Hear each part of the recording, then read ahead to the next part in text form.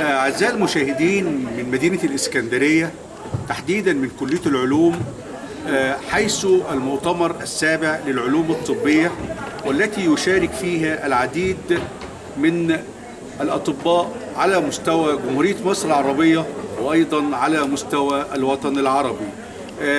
معنا العديد من الأطباء للحديث عن أهمية المؤتمر والاستفادة من هذا المؤتمر في البحث العلمي. نتعرف بحضرتك. أنا دكتور علاء يسري مصطفى، وكيل كلية علوم سوهاج، شؤون خدمة المجتمع وتنمية البيئة. أهلا بك يا فندم. حضرتك كلمنا عن أهمية المؤتمر في العلوم الطبية. والله حضرتك احنا توجه لنا الدعوة تمثيل كلية العلوم جامعة سوهاج ونيابة عن سيادة العميد.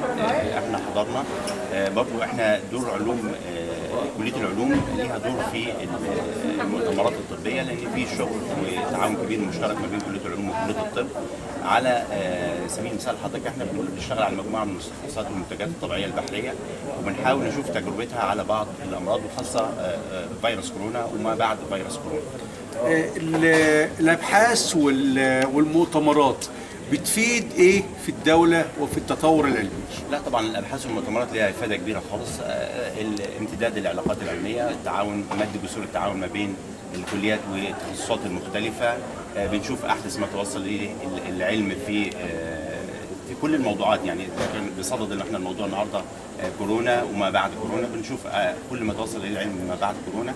احنا طبعا جامعه سوهاج يعني قد نكون اقصى الصعيد، بس في تعاون كبير خالص موجود معانا ومع الجامعات اللي موجوده في اسكندريه والقاهره وعين شمس وطنطا، وده برضو بيساعد اكتر في تنميه البحث العلمي وتطوير البحث العلمي في مصر.